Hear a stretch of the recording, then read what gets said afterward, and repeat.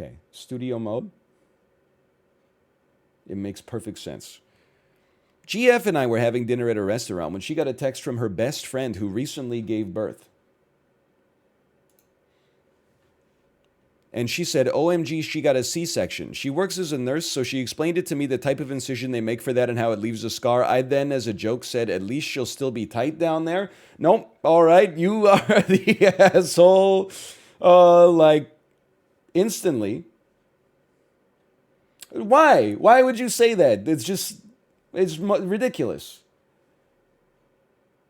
You can't stop things from popping into your head, although I would say it's almost a little bit sus that it popped into your head to begin with. But like, you definitely can stop yourself from saying it. That's where you could take responsibility. Why? It's just a joke. I had another great idea for a tweet this weekend, which is every group of guys has some MFer that says, I'm in the gallows humor. That's the end of the joke. But if I had to add like alt text to an image or something like that, it would be like every group of friends has one guy whose sense of humor is basically just being weird and then thinking that that's a personality. Anyway, like it's just a very strange thing to say. Like it's inappropriate, and I know that it's like, so what? But it's like, I mean, like imagine if he had said it, so he. Let me put it this way. It's almost like there's an illusion in there. Like, at least she'll still be tight down there. But the double entendre, the euphemism, is doing no work. Because he's basically saying, at least her pussy's not blown out. Like, it's the subtlety that you're applying to the joke is like basically like a meat tenderizer. There's no subtlety whatsoever, but you're trying to be like a little cute with it. Like, look at how clever I am. And then on top of that, she just had a baby. Like, it's just a second thing to add to the situation that makes it like super inappropriate. Thirdly, you're at dinner with your spouse. Why are you talking about her friend's vagina? Like, that's just really weird. It's you know, like all the rules of comedy are broken. A, it's not funny. B, you didn't read the room. C, it's like if something's inappropriate but hilarious, then you're like, oh, it's amplified by the inappropriateness. Like, you shouldn't say that. But if something's like this is more like Michael Scott. Like, they're in the boardroom and he's talking about stuff that is just over the line. Anyway, my GF looked confused and then said, what a weird comment to make about her friend. I said, it's a very normal joke to make, and she disagreed. TLDR, there was some back and forth. I asked her to drop it. She kept trying to talk about it. I said to her, you're so insecure. Then she goes, does it make you feel good to call me that? So then I got really frustrated, got up and walked out of the restaurant and drove home. She called me several times. I drove both of us there. Come on, man. This is too much. You didn't leave her. You didn't walk out of the restaurant on your GF. You abandoned her there. She's got to get an Uber back. That's way too far. I was so frustrated. I just wanted to get home, so I turned my phone off. She showed up at our apartment 30 minutes later, was really pissed. At our apartment? You guys live together? Every single sentence has like another treasure to uncover. And was really pissed, called me an asshole and overreacted. Then she waited in the cold for 20 minutes for an Uber. Am I the asshole for walking out on her and leaving there to be frustrated? Yeah. I mean, like, you could just, the human brain is not a perfect machine. You could just make honestly, here's how you play this off. At least, in my opinion, at least she'll still be tight down there. What a weird thing to say. You know what? You're right. I don't know why I said that. I'm sorry. Now, are you going to have a great dinner? No, it'll probably be like a little awkward, but you're the one who threw the nail bomb into the interaction to begin with. At least you'll like leave with only minor scarring. Instead, you escalated. I mean, I've been there. You say something and someone is like, why the hell would you say that? And you're like, actually, you're the idiot. You're the person that was wrong. And you just amplify it because like your pride is hurt or whatever. But I mean, to then, like, I don't know what to tell you. To make the inappropriate joke is a forgivable sin. To double down on it is embarrassing. But then to just walk out, but also you drove her there and you live together is like, I mean, what are you doing? I'm not sure it's real to begin with, but it's like, if it is real, like, this is just not, it's just not the way people behave. This is like how your enemies would behave to you, like in their head. Like, I might imagine, like, oh man, maybe imagine the look on her face if I just drove home right now. But you can't actually do that because you're not like 5 years old. You're not throwing like a temper tantrum. Anyway, it's very weird. It's very much like an I think you should leave style situation where like a social faux pas is committed and then rather than walk it back, they just amplify it like over and over again. You're the asshole for the sexist comment about her friend's vagina and for your lack of understanding about basic biology. Wait, are you saying she won't still be tight down there? I've got to consult with anybody in chat, an obstetrician slash gynecologist.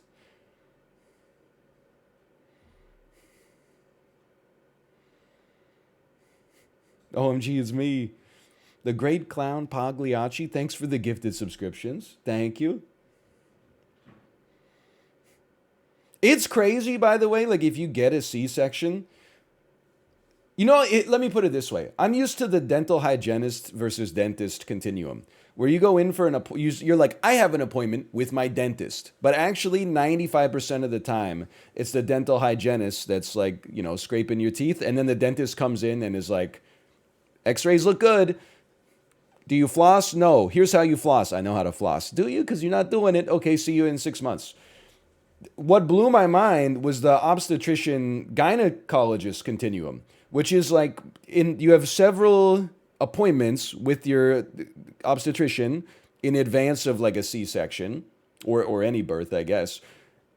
But then it's the person that you were talking to in the meetings that's also the person slicing up the abdomen. I guess it's like 4 days a week she's in the office, like, make sure you take prenatal vitamins. And then like every other Friday, she's like, yeah, every other Friday, she's like, I'm getting my hands dirty.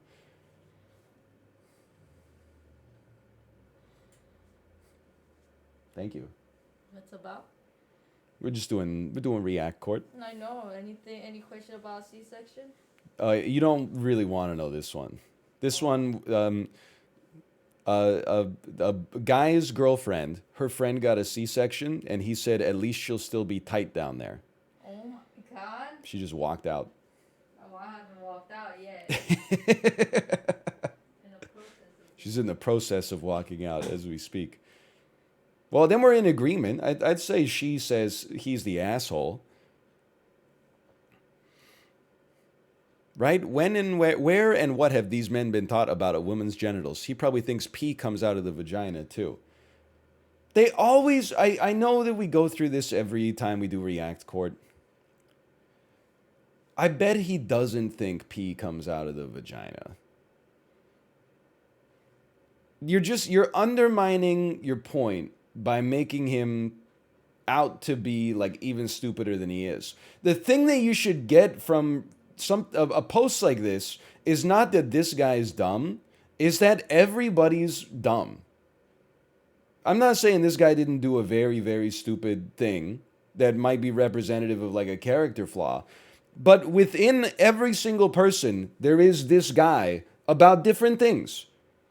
No, if you look at something like this and you say, well, I'm glad that's not me, then it will be you one day. Is because you need the self-awareness to know that inside of you there's a little social demon that's like, I'd love to fuck this up for some reason. When you're sitting here, you're drinking an iced coffee, the metal straw's clinking on the glass, you're not hungry, you're not stressed out, you slept well. My rational take for this stranger is that this is what I would have done if I were in their situation. But when you're there and you're hungry and your joke doesn't go over well and you've got simmering resentment because she picked the restaurant for brunch and then you got there and she was like, I don't really like what's on the menu. And then, compound that over 6 months and then you're like, oh, and I guess I'll never talk again because I just made a joke that you didn't like. It's like within all of us, there is this situation. We're just smart enough to avoid it, 99.99% of the time. But there's a chance it could pop out. Being aware of this demon inside of you is in my opinion, the best protection. So the idea that like, oh, this guy's so stupid, this would never happen to me. Well, I would like to think that too, but I'm not sure if that's the case. Hello, Josh, by the way. Hello. You're the asshole, a huge misogynistic gross one at that, with a predilection to baby tantrums. I hope your GF dumps you. You made a shitty comment, got called out on it, then decided you didn't want to face up to your weird comment and left. You stranded her. It's all true, I suppose. A comment, by the way, that is entirely inaccurate and not funny in the slightest. P.S. Why would she be insecure about a sexist comment you made about her friend's vagina? Okay, that's fair enough. Is anyone going to tell me where the pee comes out? It comes out of the butt, right?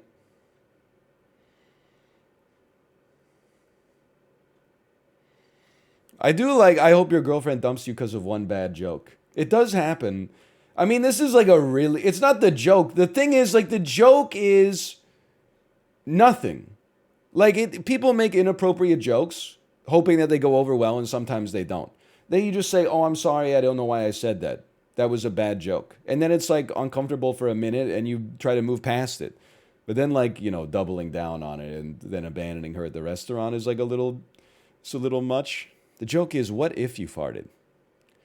In no world is that a normal joke. It's really weird to comment on the vagina of a woman you aren't sleeping with. For the love of all that is holy, a woman's body is not just for men's sexual pleasure. Listen, I think that he knows that. I think he's just stupid. Maybe I'm projecting a little bit. But I think if you asked him that, he would be like, of course not. But in the moment, he was like, I'm an entertainer. Like, he made one comment. Let's not make him out to be irredeemable for the comment. The comment is just something stupid that he shouldn't have said. The character flaw is refusing to apologize and then doubling down even further. Also, this is, like, not fair, but I'm assuming this guy's, like, in his 20s or 30s or something like that. Hopefully not any older than that. I'm sorry, like, I'm just thinking of, like, my own age. You cannot be so upset at a situation like this that you turn off your phone. It's just not I think when you're 19, when you're 21, when you're in college, you could be like, I don't want to deal with this message, I'm going to turn off my phone. When you're an adult, you got some responsibilities. The phone has to stay on. If anything, it making you uncomfortable means that that's like nature's way of telling you, let's resolve the situation. If you're uncomfortable, that's like, let's put some pressure on you to fix it. You can't just, like, ignore your problems and, I don't know, cruise down the highway. What about 40? No, I would say like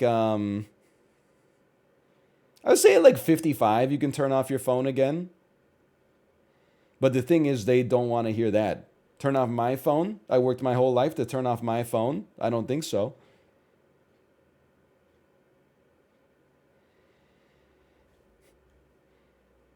I didn't see a movie between 1991 and 2007, and now I'm supposed to turn off my phone? I'm supposed to not be looking at Yahoo News?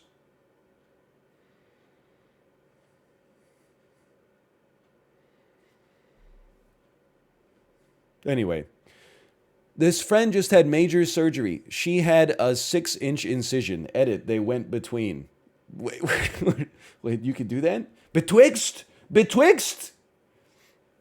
Her abdominal wall and cut her uterus and 5 other layers of tissue. I think my uncle had a smaller incision for his first kidney transplant.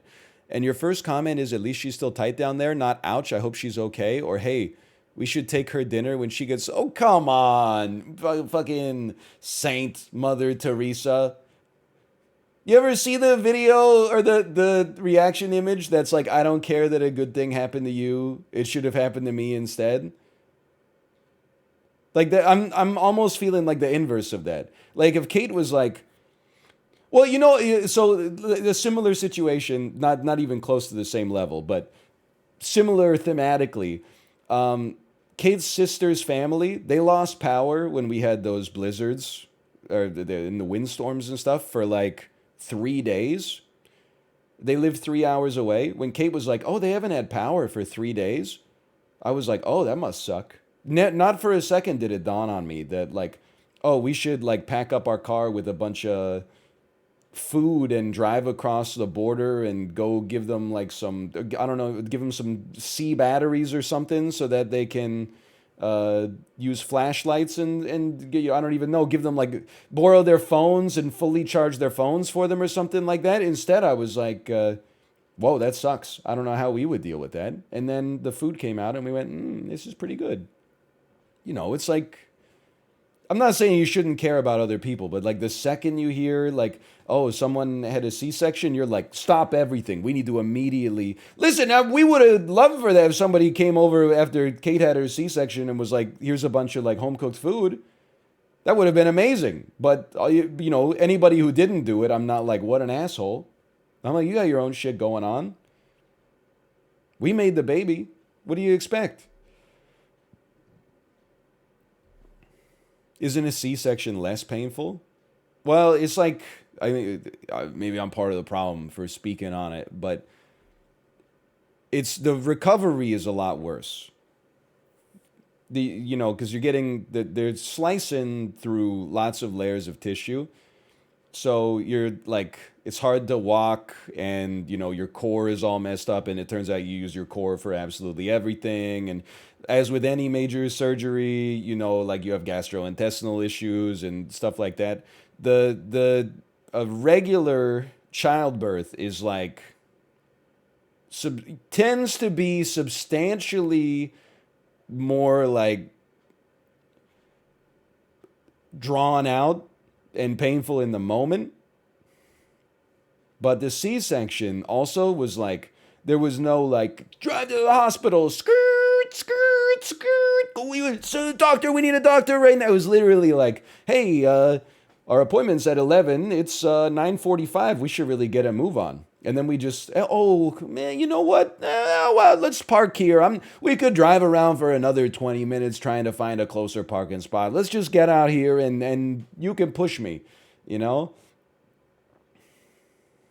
And then we like went in.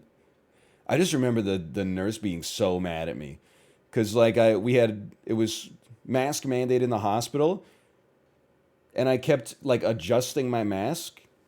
I don't know what I would consider a normal amount, like once every 15 minutes. And she was like, I'm gonna give you a new mask, just so you know. As soon as you touch your mask is useless. And I was like, we're having a baby in like, you know, half an hour. Like, I get that this is annoying you or whatever. I don't even know if that shit is true, but I know you're in charge of the situation, so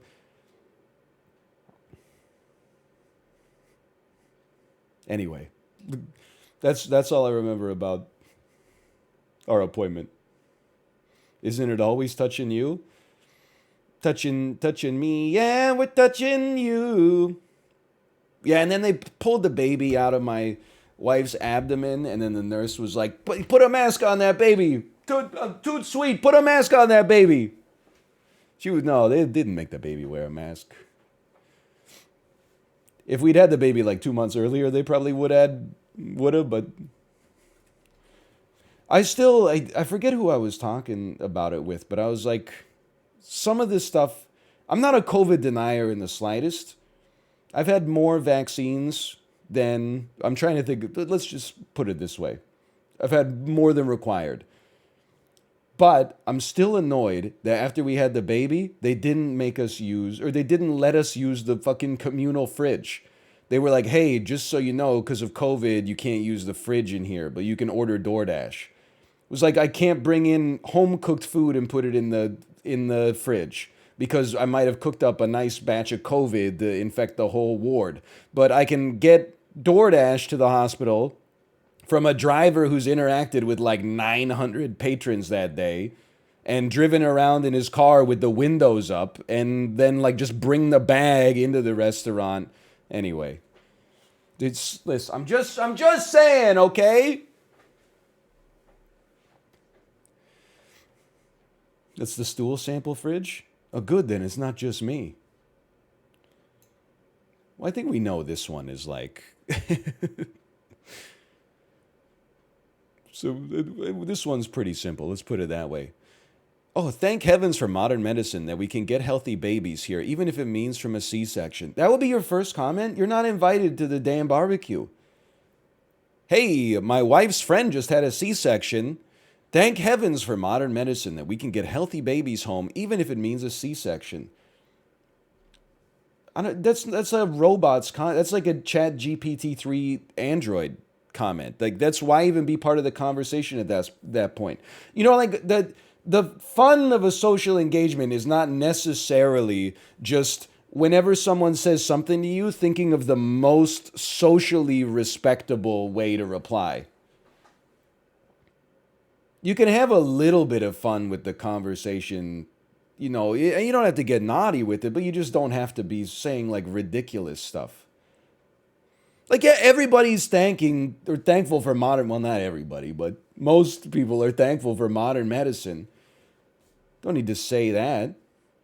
You see, if I was at a situation and someone said to me, hey, my wife's friend just had a C-section, I would say, ooh, best of luck.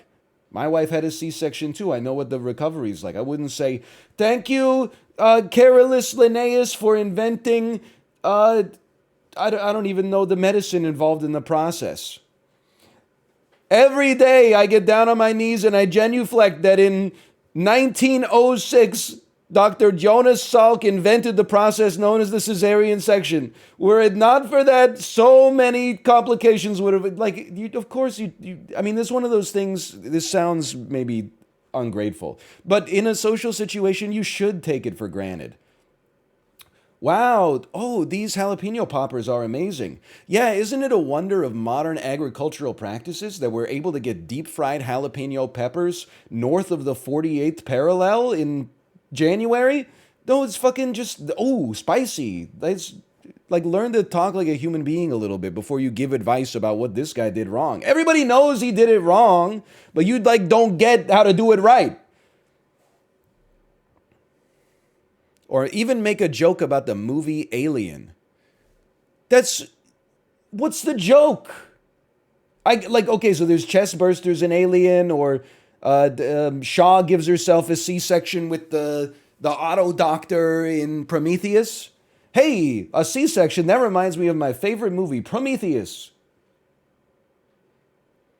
It's just weird. Also, you can't just say or make a joke about. Like, what's the joke?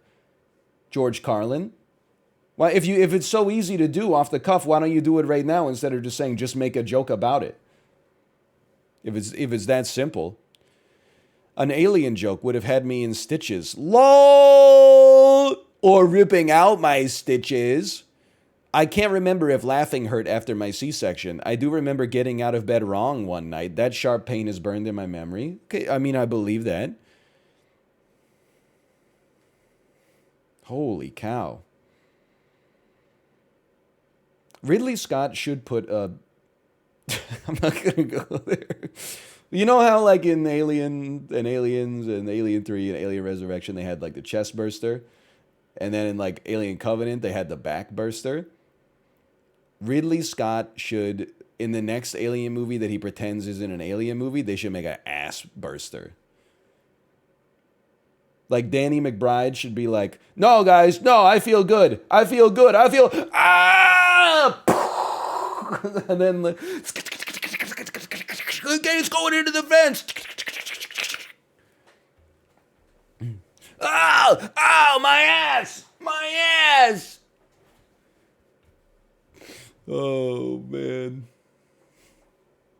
Doesn't that happen in Dreamcatcher? Doesn't one of the guys poop out an alien into the toilet and then he, like, closes the lid on it and he's trying to keep it from... What a shitty movie, man. Holy cow. It's Jason Lee. Oh, man. No, the alien shits him out and he's trapped under the seat? That's a nightmare, man. You're the asshole for the joke. You're the asshole for thinking it's normal. You're the asshole for calling... Listen, of course you're right. Yeah, you're not even not wrong. You're actually just right.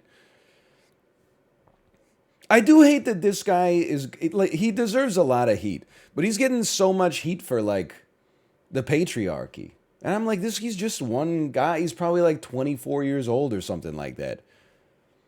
This guy didn't invent, obstetrician surgical practices. He's a loser. Cut him some slack. They're like, you're the reason the husband stitch was invented. I'm like, what do you fucking mean? He was probably like negative 92 when that shit was invented. How could he be the reason? He's literally just an idiot. He's not the reason for the problems in society. If anything, the problems in society are the reason for him.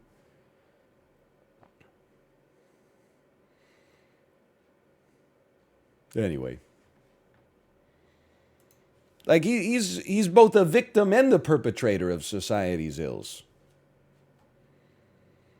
Am I the asshole for getting into a dispute with the daycare staff over my child's nap schedule?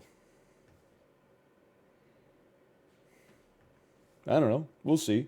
Here's my in principle, the way I choose to think about my daycare situation is when they look after the kids, as long as the kids are, getting attention and safe, and they're getting food and a nap, whatever the fuck the daycare does to make that happen is none of my business, quite frankly. I'm not going to be too paranoid over, oh, she prefers like almond milk to cow's milk or something like that. If you put it in a cup and she drinks it and she smiles, then that's fine with me, as long as it's not, like Pepsi or God forbid RC Cola or something. But because like I know how hard it is to look after like one kid.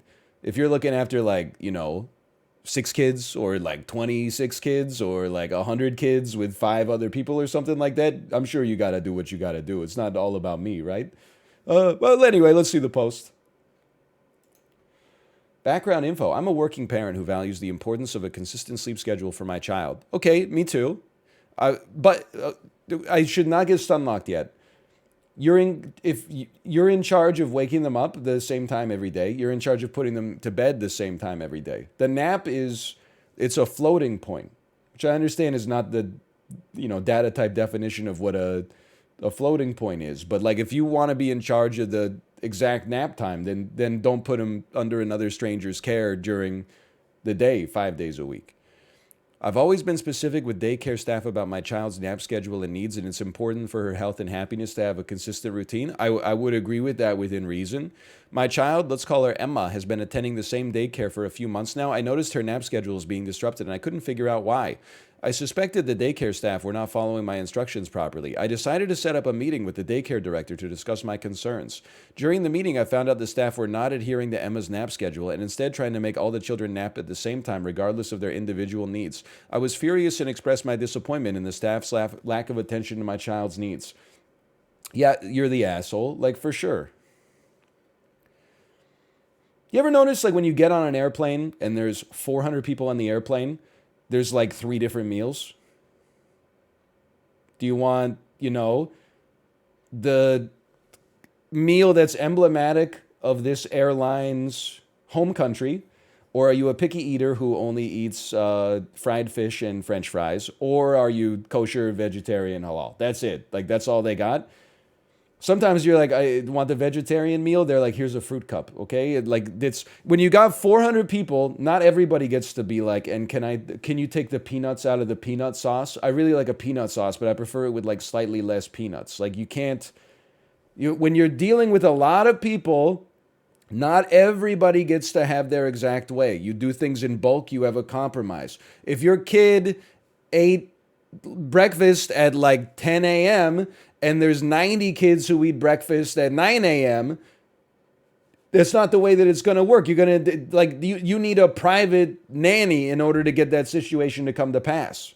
It's like being on the bus and being like, hey, could you stop right here? No, the bus stops where it stops because everybody's got to get where they need to go. If you want to stop at a specific place, you got to get a taxi.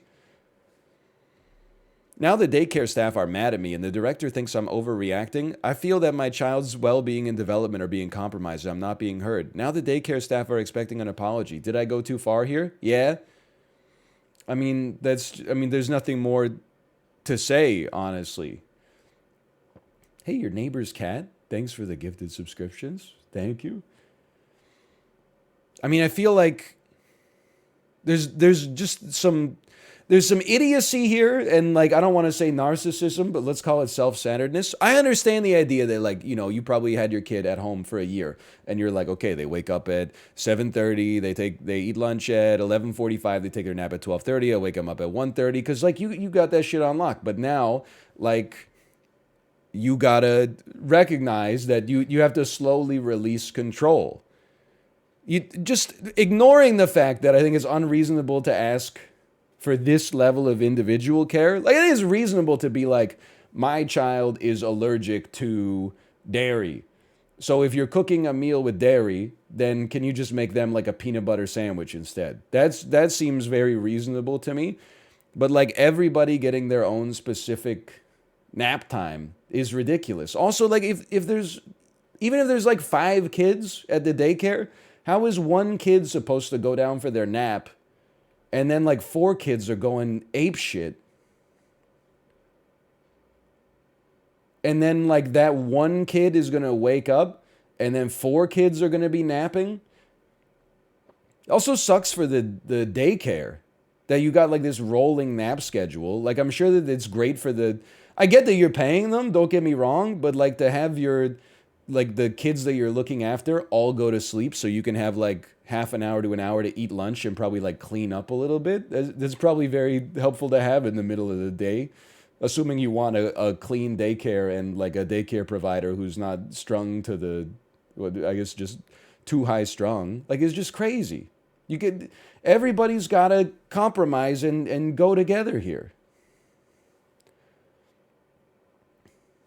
It's just too much, man. You're the asshole. Surely you were given information about the nap schedule. They do one nap for all and families have to just accept. And here's the other thing. It doesn't matter. Like, why does it matter? As long as your kid... And I'm not trying to parent-splain, but like, we have days where like she goes down for a nap. It's just because the baby works around our schedule, essentially. Like, we work a little bit. It's not like we're going to stay out till 2 a.m. or something like that. But like, if we got something that has to be done from 12 to 2 and she can't nap, well, then she's taking her nap at 2:30. And if she takes her nap at 4 to 5 instead of 1 to 2, maybe she'll be a little cranky later that day, but she goes to bed at the same time and you wake them up at the same time. Like, it's okay. It's life. I'm not going to hit the same beats absolutely every single day. That's just crazy. I mean, I don't understand. It just seems, and also you should be like obviously concerned about your child's well-being, but you should also like trust your daycare provider. Like, I'm sure there's shit that's happened at the daycare that like if I was there, I probably would have been horrified. I'm sure some kids have tripped on a rug and smashed their head on the floor, or, accidentally tried to like eat a piece of Lego or something like that, and the daycare provider smacked it out of their hand at the last minute. What I don't know doesn't hurt me. I don't want to hear about all the near-death experiences that happened at the daycare.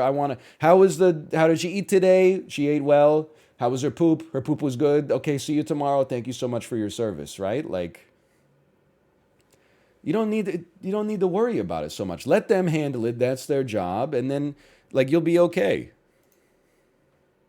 You're the asshole. If you have a very strict nap schedule, then hire a nanny who will follow it. But, like, the other thing, I guess, is, like, why is your nap schedule so strict? And you can't say kids need a strict nap schedule because, like, I got one and she, like, doesn't. She's okay. How much could it even be off by? Like an hour, 2 hours?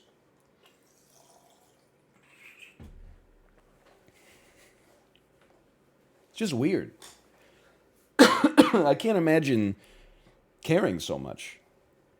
Like, let your kid just be like a little kid. I can't believe this is real. Why? Okay, yep. Fair enough. You're the asshole. Your child is going to be on the same schedule as everyone else at the daycare. Okay, does anybody have anything insane, though? Any insanity? Apparently not. You're the asshole. You're the asshole. Info. How far off the schedule is it? You know how long a day is. How far off the schedule could it be? His daycare might be open like 8 to 4. You think they're doing the nap at 3:30 or like 8:30? Come on, like use your brain. You're the asshole. I'm about to die laughing. Yeah, honestly, like your daycare probably hates you. No disrespect. You should just know that. With no emotion attached to it, they're probably like this asshole again. Here we go. Am I the asshole for not driving my wife to our son's wedding since I'm not invited? You know what I realized? There's two kinds of guys with a lot of overlap in the middle. There's house guys and car guys. There's my house, my rules. But then there's also, like, if I'm not happy with you, I'm going to use my car as a point of leverage to extract revenge. The guy who drove home from the restaurant without his girlfriend, hey, you can't offend me because I'm your ride. How would you like it if I abandon you here? Never in my life have I had a disagreement with someone and I was like, well, I'm going to leave you here in an unsafe situation because you hurt my feelings. How do you feel about that?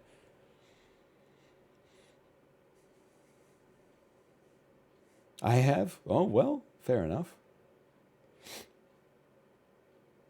But I think my family is just kind of like normal.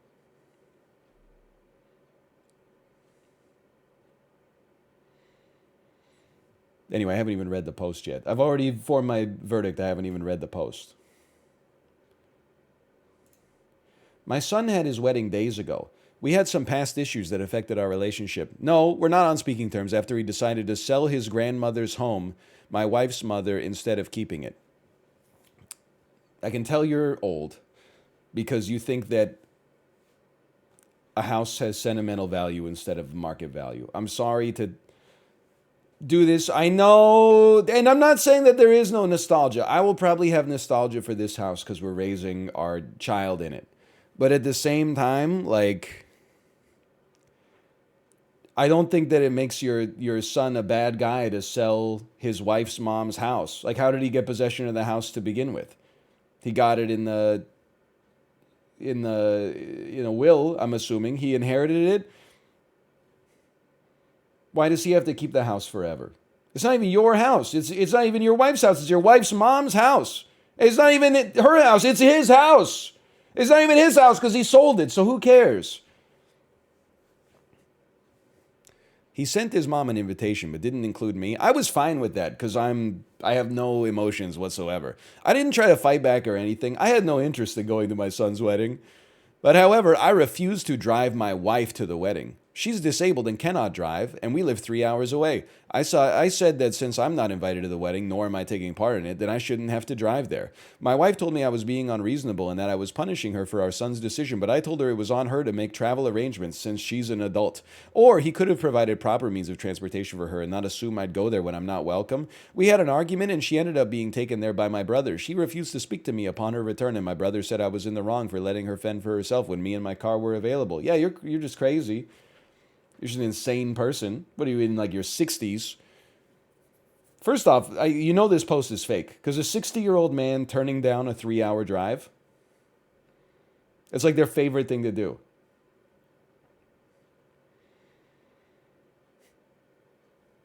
I refuse to believe that this is a real person.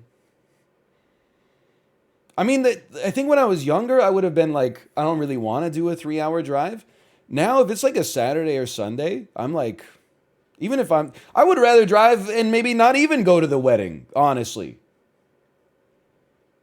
I'll just drive. I'll listen to a couple of podcasts. It's just nice to keep your mind occupied. I'll park the car. You guys go in for a few hours. I'll take a nap. And then you come out. I'll drive you home. Men do be driving.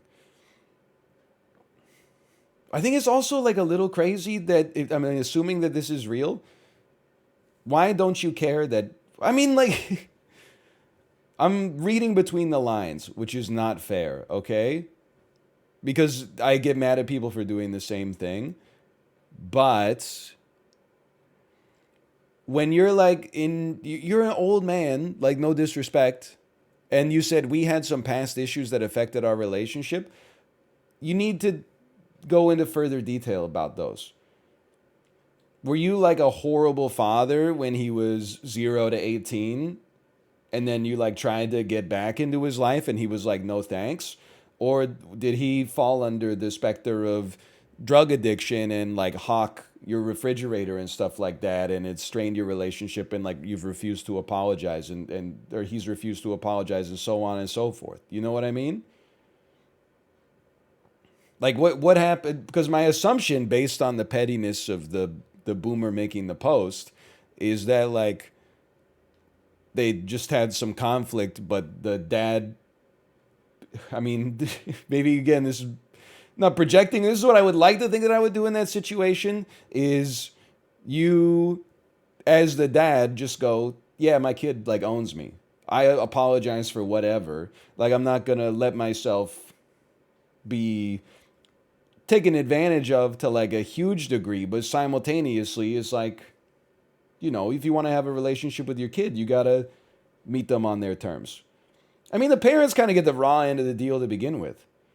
I give my daughter like 1,000 times more attention than I give my parents.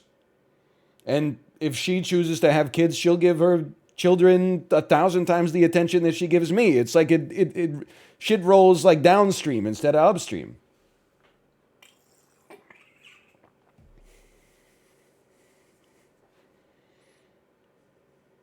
Anyway, I just don't understand. It just doesn't seem.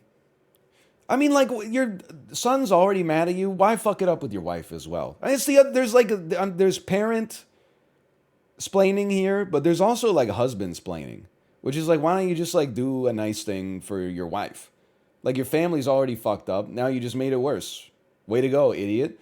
And I'm supposed to believe that like you're not the problem in this situation when you're annoying everyone else around you? Certainly seems like the common element is, you know, you're emotional. Also, don't even understand why you would put it in the post that he decided to sell his grandmother's home instead of keeping it. Like, what? Like, that's a whole different post in and of itself for, like, you know, r/personal finance or something like that. Do you think people are automatically going to be, he sold a house? Holy cow. I've never heard of that happening before. You know, every house that's ever been sold has belonged to somebody. And many of those somebodies were somebody's mother. I know, it's hard to imagine, but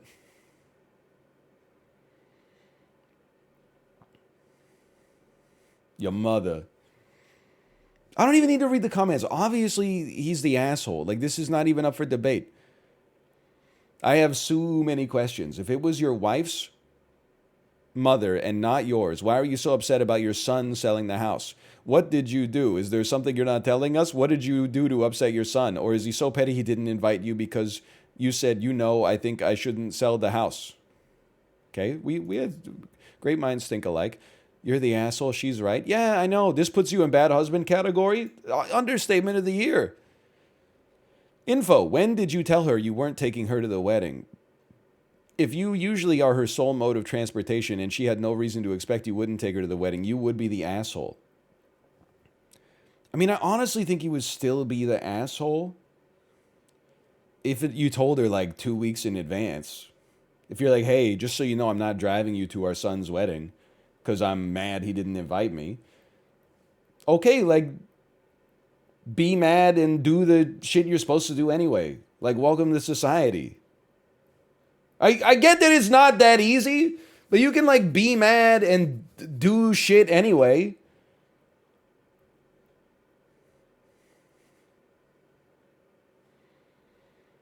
At least when you recognize it's the right thing to do, you don't have to be like, I'm mad at someone else's fault. Usually it's your own fault.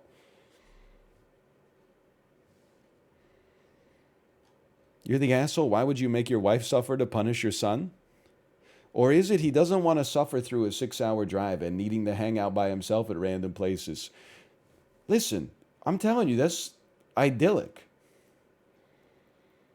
You know what I would give on some of these road trips to drive for 3 hours and then have like 6 hours off the clock? That's a lunch I can eat by myself at a restaurant of my choosing, and then early dinner I can eat by myself at a restaurant of my choosing. And then on the way back, I can listen to the radio? This sounds like a nice day. And then maybe because you had an early dinner, when you get back home, you might even be able to get like a midnight snack or something like that.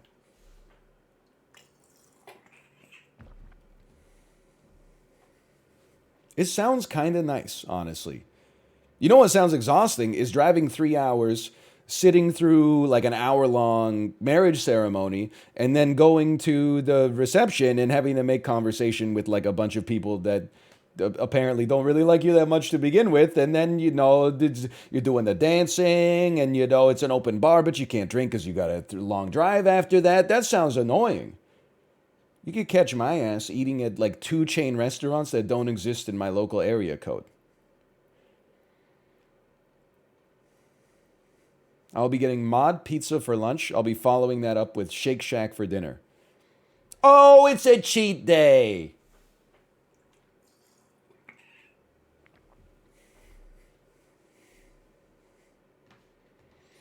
+2. It's just weird.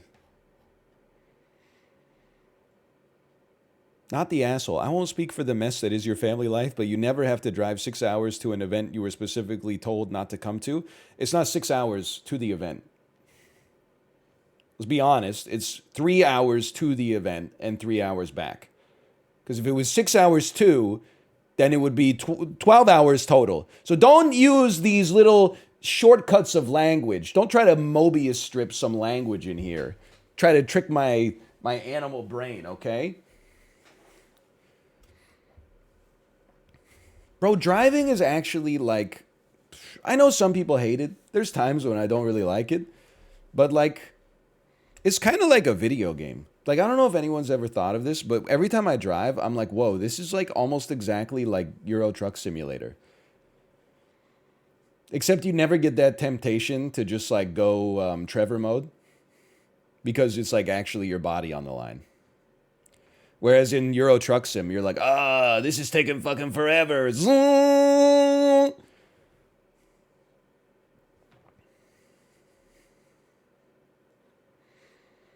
I'd rather drive than be a passenger any day of the week.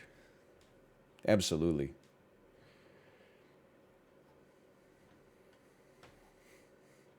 I don't know how to. I'm not saying it's right. I'm just saying that's where I'm at. That was only top today. I wasn't even looking at top this week.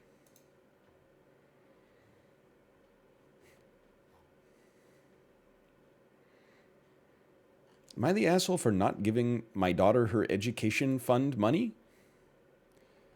Oh no, this is such a fake post. I'm sorry, it's not real. This is, first off, it's longer than the average college assignment. It's about how his daughter went into the liberal arts instead of STEM. Okay, well, like, if this is real, the money you put into the education fund is not for you to choose what to do with your education. If you want to do that, you could just pay to go to school right now, idiot. It's money for somebody else.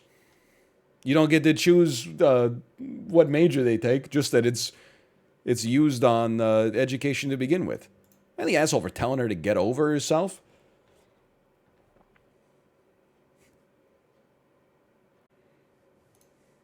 I got a dog